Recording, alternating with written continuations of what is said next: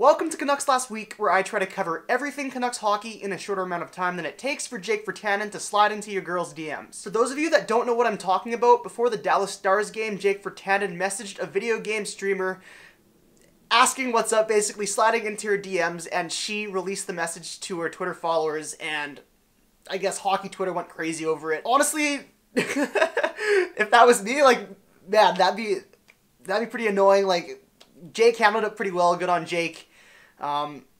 He's a shooter. He shoots his shot on and off the ice, and I respect that. So the Canucks started off last week with back-to-back losses against the Tampa Bay Lightning and Carolina Hurricanes, making them losers of 4 straight games. The team honestly looked pretty awful against that Carolina game, and a lot of the media were talking about how this season's collapse is happening earlier than years prior. It was a poor showing from the Orca Whales against the Carolina Hurricanes, and it came to a head when Jacob Markstrom spoke his thoughts post-game. Now, I have the liberty, since this video was being made days after that game, I can actually step back and see what the quotes actually were, but at the time when the media was reporting what Markstrom had said, they made it sound like Markstrom was just ripping into the team, saying a lot of the players didn't deserve to play in the NHL, well, when in reality, it was more that they weren't playing well enough to win the NHL that night, which is completely fair. And honestly, Jacob Markstrom is one of the more honest Canucks goalies that I can remember in a long time in interviews. He's harped on himself all year for not being good enough, for not making the saves that's needed to win hockey games.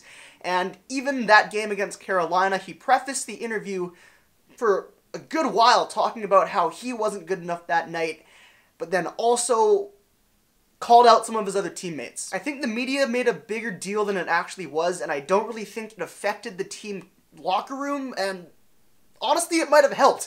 The next game, the Canucks blow out the Dallas Stars 6-0. Reed Boucher, who was just called up, scores 2 goals, and that line of him, Virtanen, and Nick Dowd looked pretty darn good. Speaking of Virtanen, at least he didn't go scoreless completely in Dallas, as he scored a goal on the ice and also added an assist. Virtanen scored on a breakaway that he created in his own zone and then was off to the races, and no one can catch him past the red line, and that's what makes the package of Jake Virtanen so tantalizing, his size and speed, and when he used it there, oh man, my mouth was watering. Let's hope he can continue to develop. Darren Archibald also looked really good that game on a line with Brandon Sutter. He was throwing his body around, creating turnovers, and had a nose for the net, even picked up an assist that night. I really like the signing. I love that he's getting a chance. He's a guy that the Canucks have been growing for a while now.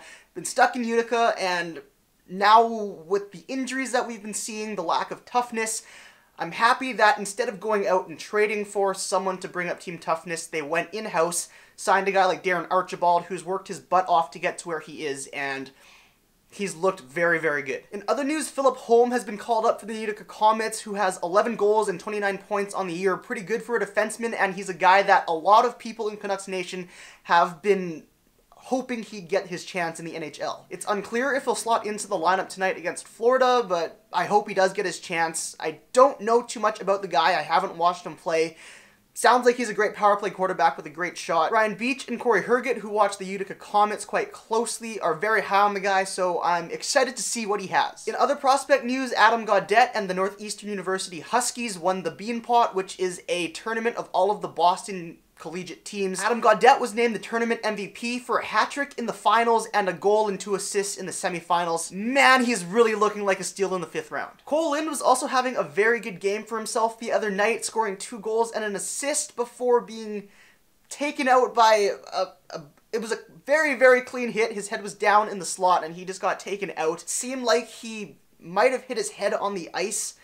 It sounds like he's only going to be out for a week, which is good, so we'll have to monitor how he is after coming back from what honestly looked like kind of a scary hit. I guess teams are finally starting to pay attention to Cole Lind and are now asking themselves, why is no one hitting Cole Lind, I guess. That's a bad joke. Anyway, this video is going to be pretty short for this week, as earlier today I spent close to 11 to 12 minutes talking about the Canucks extending general manager Jim Benning. If you haven't seen that video yet, you can find that link down in the description below. I'm not going to get into it too much in this video, but what I will say is, now that that contract situation is cleared up, Benning doesn't have to worry about his future going into the trade deadline. This is good. This is a big trade deadline for the Canucks and for Jim Benning, and I just hope that they move Thomas Vanek, they move Eric Branson, They bring in future assets. The Canucks sent out a letter to all of their season ticket holders earlier this morning from Trevor Linden, and basically he was talking about how these next few months are crucial in bringing in more prospects and younger, faster pieces for the future. Hopefully that means they're selling at the deadline. Hopefully that means no more Louis Eriksson type contracts. It's a nice first step. I also want to make it clear from my previous video talking about the Benning extension that I don't hate Benning.